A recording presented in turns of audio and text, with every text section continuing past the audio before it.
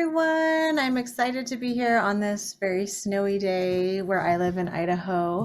I'm Nadine Luke. I teach flute. I'm the flute professor at BYU Idaho, which is located in southeastern Idaho. We're somewhat close to Yellowstone, if you know where Yellowstone and the Grand Tetons are. So very beautiful and cold place. But I'm excited to talk to you about this lovely topic today, which is about some of the female Baroque composers of the late Baroque that are centered in and around the court of Frederick the Great. All of the composers I'm going to be talking about today have some kind of connection to Frederick the Great and his court. Sorry, I hope there won't be too many of those beeps today.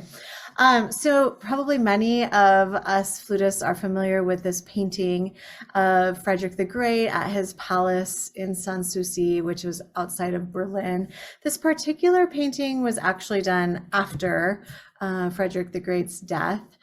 He lived in the 1700s, but the painter of this piece, the artist Menzel, researched what a musical soiree might have looked like that would have occurred 100 years earlier in 1750. And I think it's noticeable that there are several women here. Probably this was a larger gathering than what Frederick the Great had, but we know Frederick the Great was a really important figure because he was a flutist. He was the king of Prussia, but he was also a flutist, and he had several women flute composers that were connected to him. And I think as flutists, these composers have often been overlooked for some of the male contemporaries. Of course, we know Frederick the Great was a composer, but also C.P.E. Bach was in the court of Frederick the Great. Quantz was Frederick the Great's teacher, and so we often hear of those men, but there are several really fascinating women that also were connected to Frederick the Great. And we're going to talk about those composers connected to him today. So Frederick the Great lived from 1712 to 1786. He was the king of Prussia. He was a composer and a flutist. Music was one of his great passions. So one of the composers that we'll be talking about is his older sister, Wilhelmine von Bayreuth. She was the eldest sister of Frederick, and a composer, and she was sort of one of his dearest friends, his dearest sister. They wrote and corresponded quite frequently, and shared musical taste, and we'll talk more about her life. So she is one of the composers, and she wrote a flute sonata that we'll look at today. She was married to Frederick von Brandenburg-Bayreuth, who became the Margrave or the Viscount of Brandenburg-Bayreuth. This was sort of a smaller town in Germany. So Wilhelmine and her family were, she was born in Berlin, which of course is a large city, and she sort of, she was supposed to marry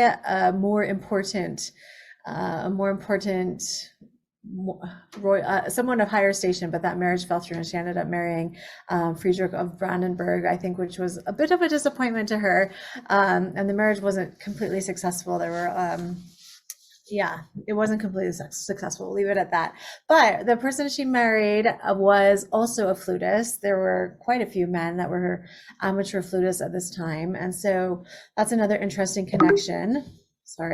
In their court later on, so they got married in 1731, Wilhelmine and Frederick. In the 1750s, a young composer named Bon di Venezia, or Anna Bon, her family name is Bon, arrived at the court. Her parents were also musicians, and she wrote a set of 6 flute sonatas that she dedicated to Frederick of Brandenburg. So we'll look at those as well today. And unfortunately, there are some pictures that are associated with Anna Bon, but I haven't been able to verify that any of them really are her. So I don't have a photo of her.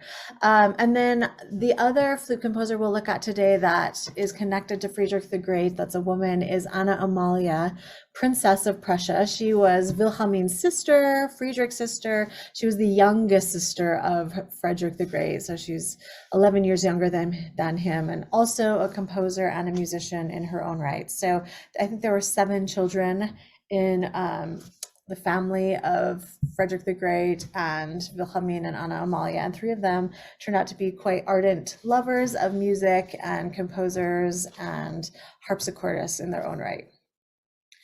And I forgot to mention that if anyone has questions, feel free to chime in the chat, and maybe Caroline can help me manage that, and then we'll leave some time for questions at the end.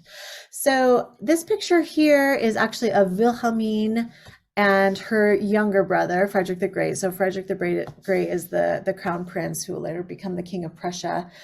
He became the king in 1740, and he was a pupil of the very famous flutist Johann Joachim Quantz, whose treatise on playing the flute we all know about today. And Frederick the Great had many, many renowned musicians that visited his court. He and his sister Wilhelmine, they sort of had their father, also named Frederick, was somewhat abusive, and there are tales of the father dragging the youngest sister across the floor by her hair. He was likely an alcoholic, and he wrote that he thought Frederick the Great's interest in French culture and fashion and his love of books and music was sort of effeminate, and he was not very supportive of that. The youngest sister was only able to study music when after her father's death. So Wilhelmine was right here, the oldest sister, and Frederick the Great sort of had music as an escape for themselves, and they were quite close to each other. Frederick wrote in many letters that Wilhelmine was his favorite sister, his childhood ally. They just had a very close relationship.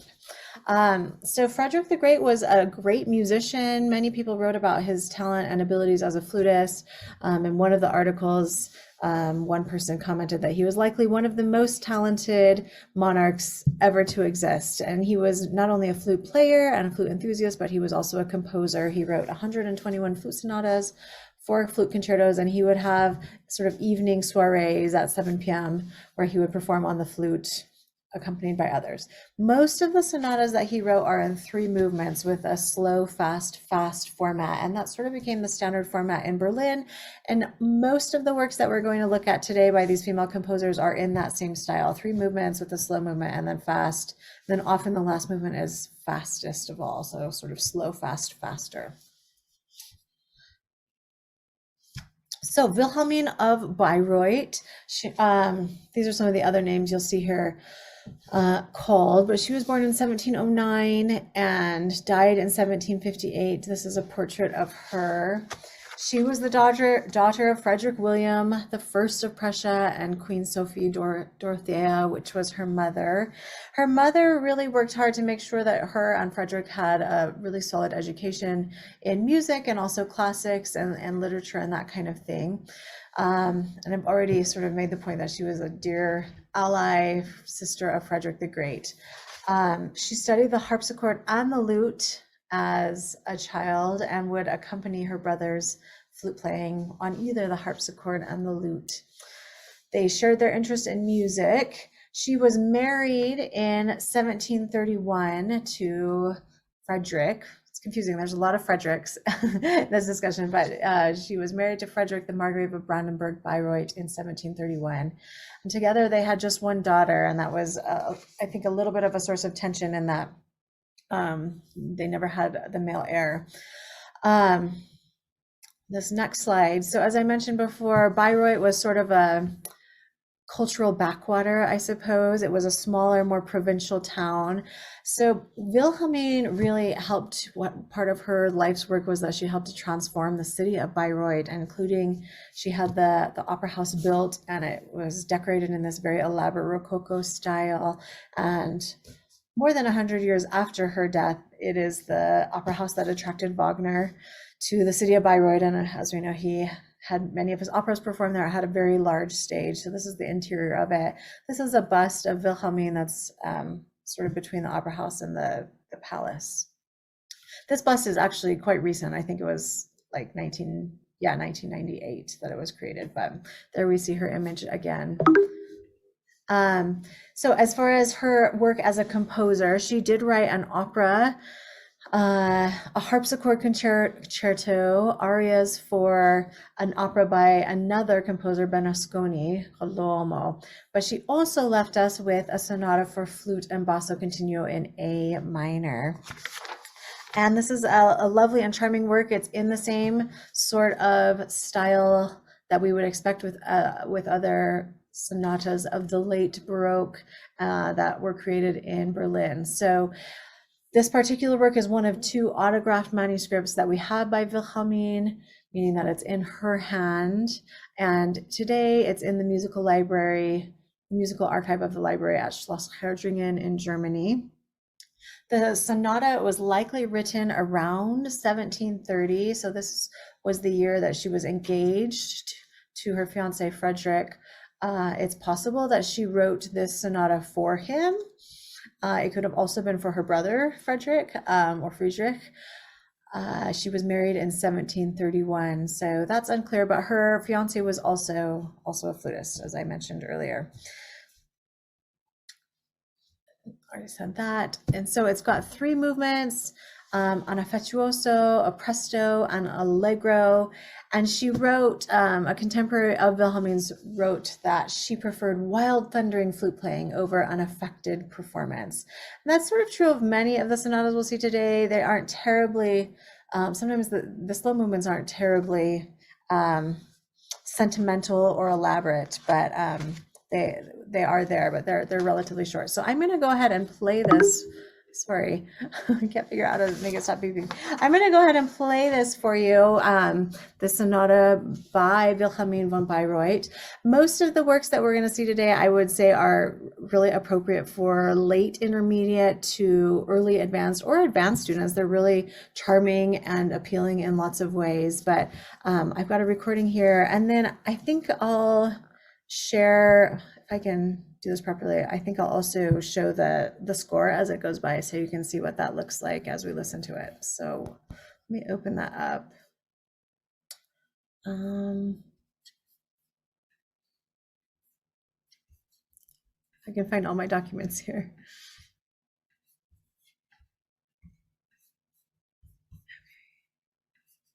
Okay.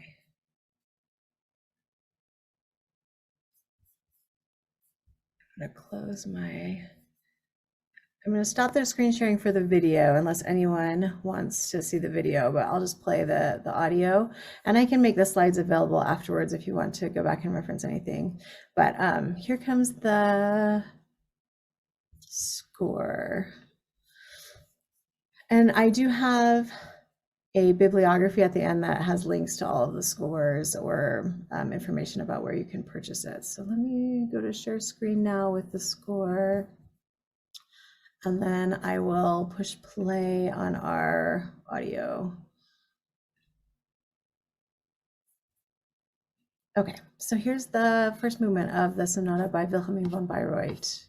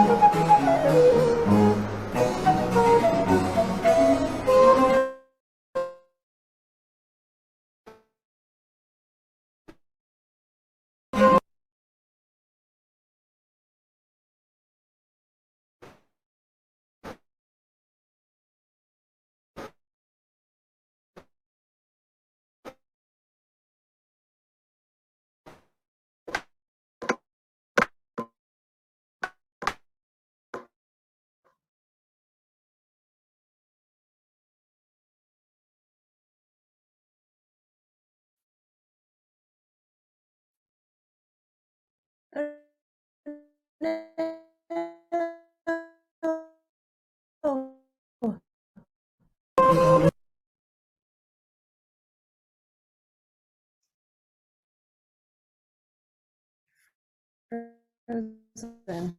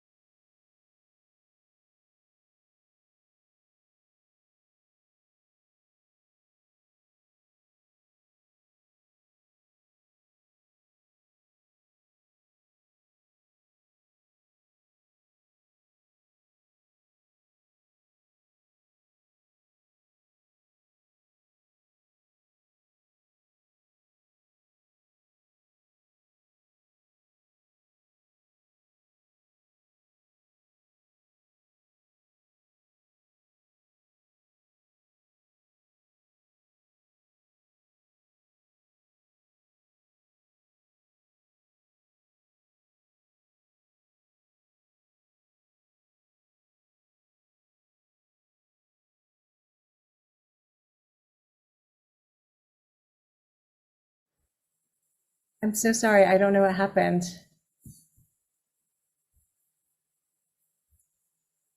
Can you hear me?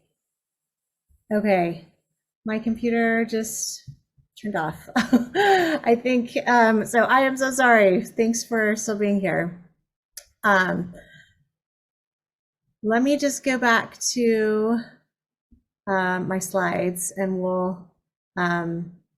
were listening to that lovely sonata. Does anyone have thoughts, comments? Had anyone heard it before? Do you want to? Yeah, so I am so sorry. I was really enjoying that performance too. So the performance is, this is an Infusion Baroque, which I think is a Canadian ensemble. So I'll let you finish checking that out on your own, but really accessible, I think, to intermediate and advanced players. But yeah, and I'll share the slides in the chat if you want to listen to that. Really, I think you could tell from the second movement that we were listening to, just sort of like that exciting bass line that is present, and she sort of left it open so that it could be performed by a harpsichordist, or it could also have just been, you could do it with just a cello or another bass instrument. So anyway, a charming, really fun piece. It's got some interesting syncopations and that kind of thing. So yeah, it's fun to hear see everyone's comments in the chat. I'm interested to hear more about these women composers. Yeah, and I totally agree, right? I sort of not grew up, but we've talked a lot about the men in the court of Frederick the Great and the music they're making, but there are women writing and composing for them as well. So check out the rest of that sonata. Again, I apologize for my, I don't know, I'm not sure what happened. So the next piece on our list of discussion for today is one by Bon di Venezia. Is anyone familiar with her already? Yes. Okay. Sarah Bell says yes. A few people. So Bon di Venezia, she has sort of a fascinating life. And again, with a lot of these women composers, it's hard to fill in all of the gaps. We don't always know everything about their biography, but she was a composer born to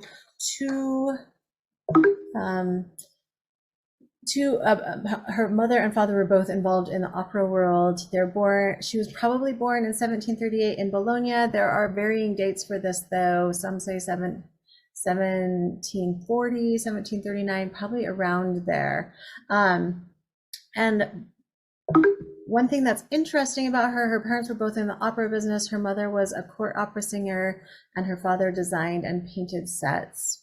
But she probably attended the Ospedale della Pietà in Venice starting in 1743. So this was something I didn't know before researching these, but the Pietà in Venice was the orphanage where Vivaldi worked. There were sort of 4 of these ospedales, hospital conservatories.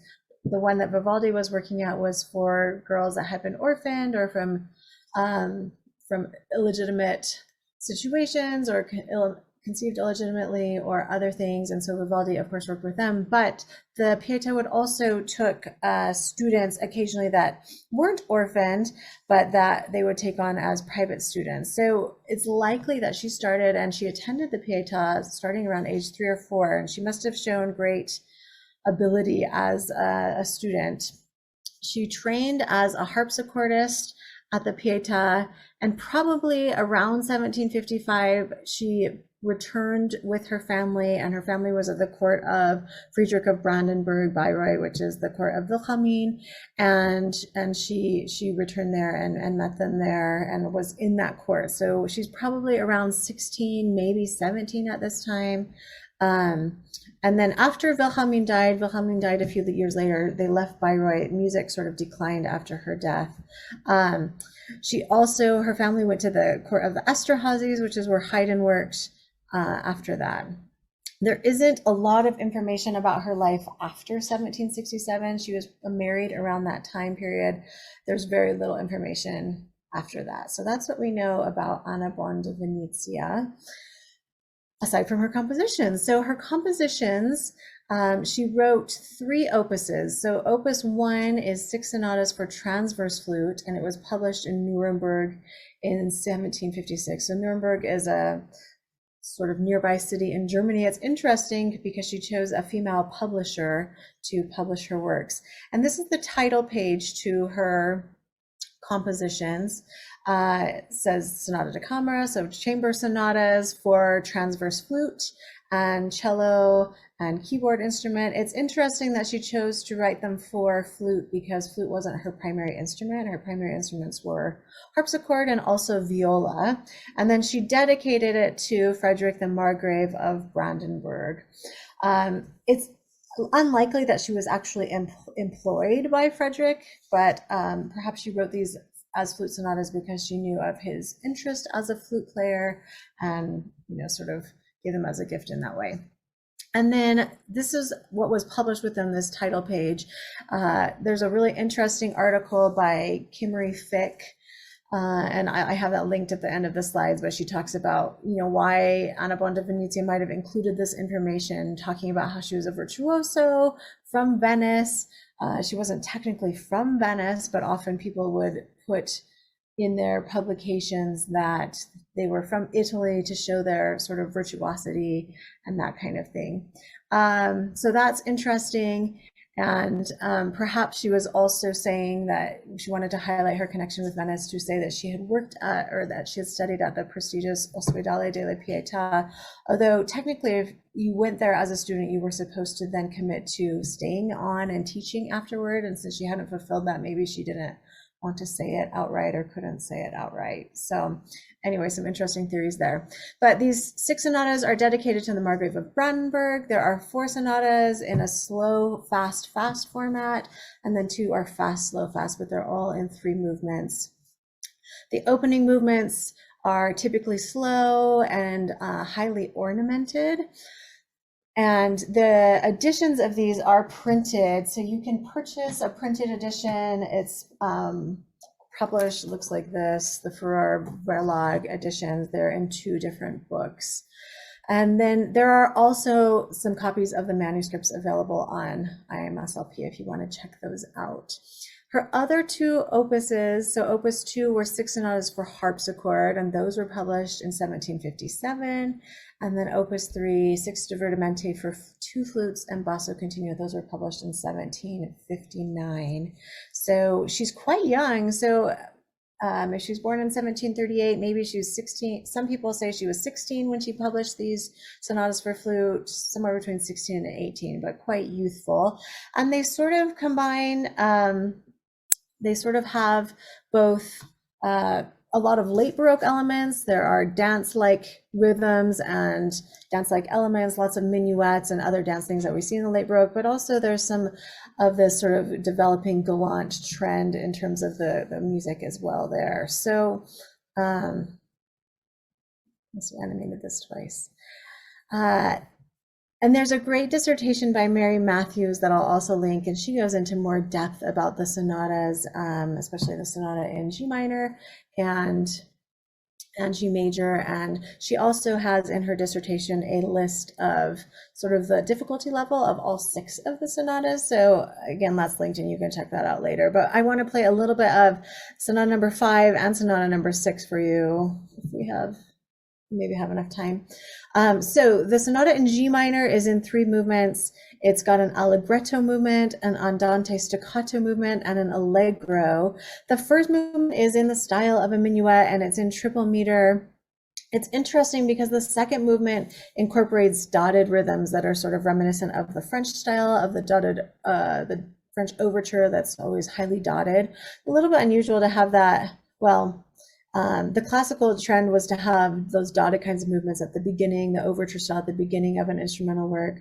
And here she has it in the sort of the more Baroque manner. And then the third movement was in the style of a contradance, a fast dance in 2/4 that was quite popular in the 18th century.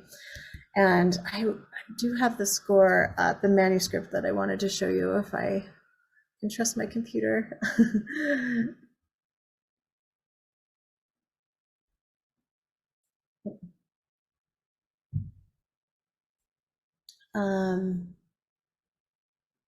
It's right here. Yeah, so this is what the manuscripts look like. So here we have the first movement, which is in the style of a minuet, and looks like that. And then the second movement is in this sort of lots of dotted rhythms. And then the last movement is in a faster dance. So let me go ahead and play this for you. Feel free to share your comments and thoughts about it in the chat as we go through.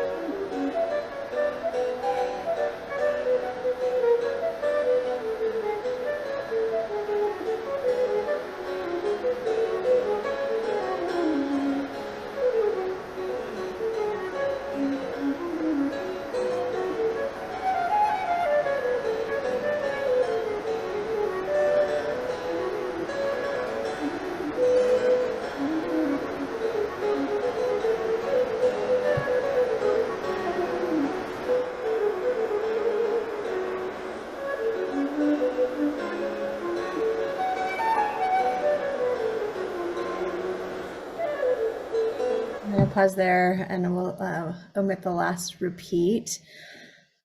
Anyone have thoughts or comments on those ones? We've got some, yeah, beautiful. Oh, yeah. So the scores, the manuscript scores are on IMSLP. And then if you want to buy a modern edition, then the only edition I've seen is the Furore version. And I have that linked on the last slides too. So yeah, so her sonatas, that's just one of them. Obviously, there are 6 of them in total. They have sort of they're really, I think, accessible for students. I've used them in my own studio this year, and they're nice because there are generally very clear modulations to relative major, relative minors, dominant keys, and there's a sort of clarity of structure. They're often in binary or rounded binary forms. So again, it's sort of a nice vehicle for sharing those kinds of basic music theory things, music theory concepts.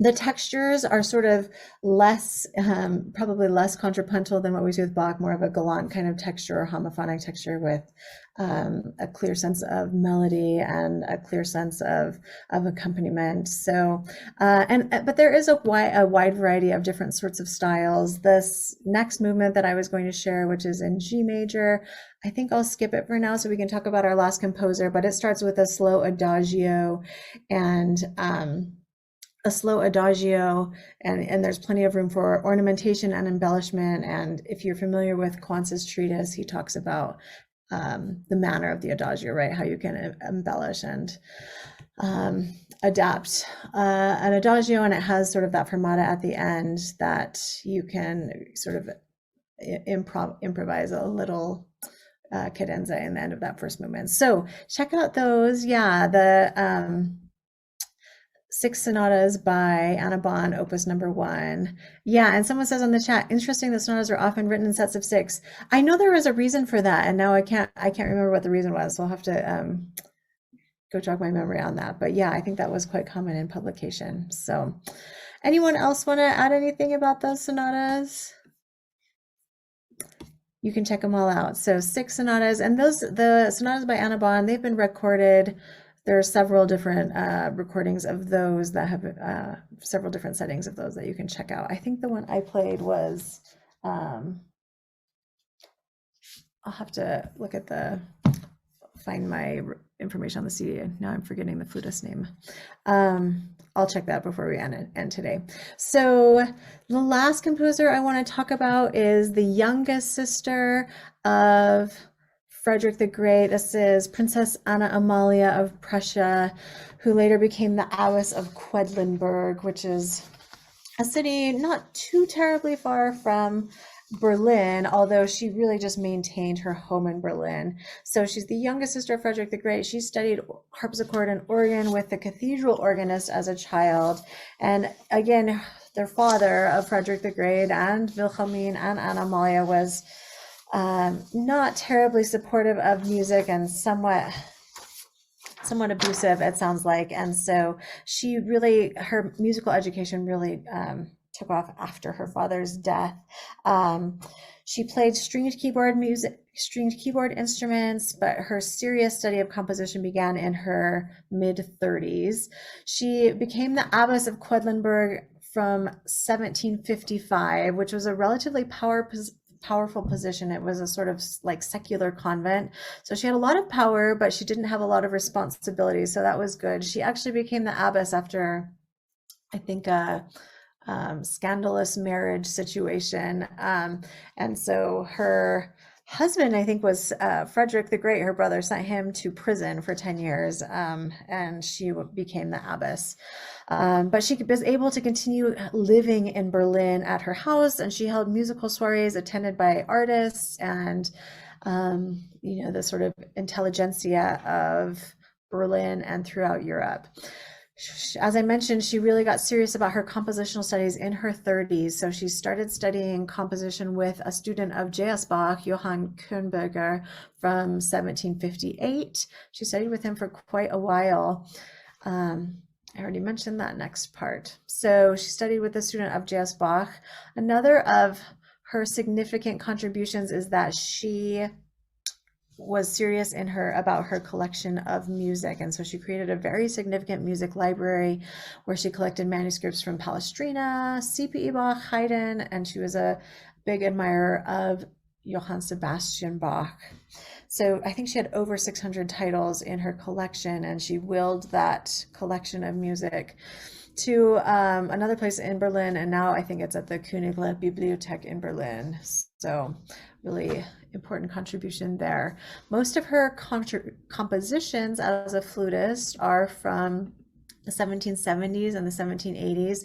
So her style is really more I mean, very late Baroque, but more probably early classical in many ways. She wrote a Passion oratorio, some choral and vocal works, some chamber works, but she did prefer a relatively conservative style. She, again, really admires C.P.E. Bach. She liked his style, and she disapproved of a lot of later styles. So the sonata in F major for flute was composed in 1771. It's quite conservative. It does have that sort of gallant style with clarity of cadences and clarity of texture. It's also in 3 movements with an adagio, an allegretto, and then an allegro ma non troppo. So let me play a little bit of this one for you. If I can get off my slides. Go to the next slide.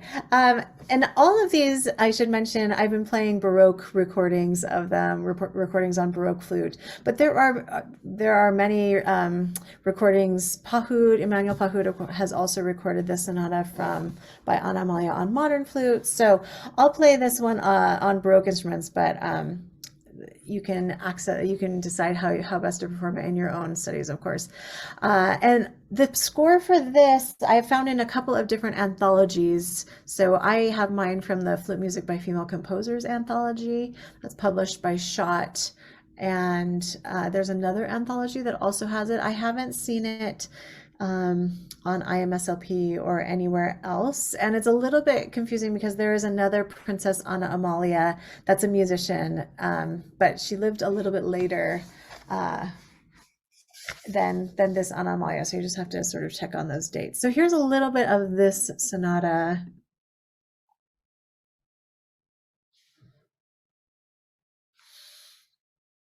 This is Infusion Baroque too, performing this one.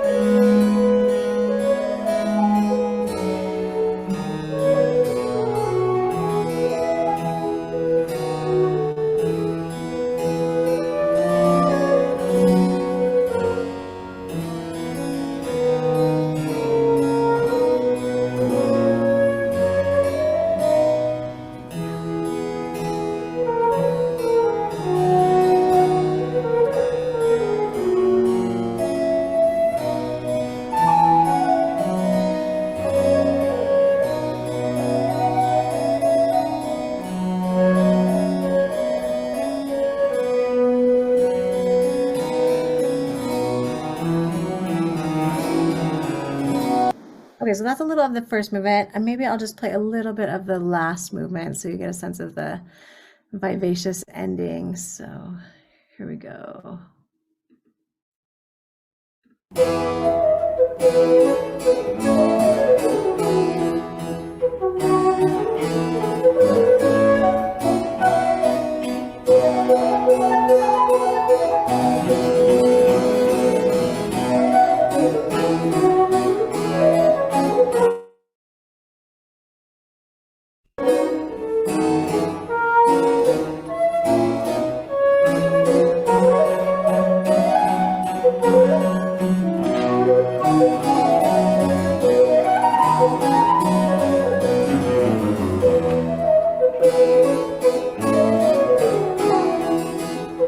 so you get the idea there. I'm sorry we don't have more time to listen to all of it, but add that to your playlist. The flutist is Alexa Rain-Wright on that recording. And she also did a little video that talks more about the life of Anna Amalia, if you're interested, and that's on these slides too.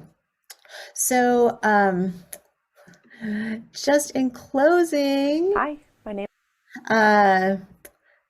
In closing, sorry, I went the wrong way. In summary, there are at least 3 female composers who are connected to flutist Frederick the Great in some way. 2 his sisters, Wilhelmine von Bayreuth and Anna Amalia von Preußen, and then Anna Bon Venezia came to the court of his sister and wrote flute sonatas there. Most of the sonatas are sort of in the same style that Frederick the Great admired, which makes sense. Similar to, and they're quite comparable, I think, to the works of Frederick the Great, C.P. Bach, and Quantz. And they have late Baroque and early classical stylistic features, but I think they're very appealing additions to the flute repertoire. They're elegant, easy to understand, sort of often have a clarity of structure in the galant style that can be really great additions to our flute pedagogy and the repertoire we teach and play in our own studios. So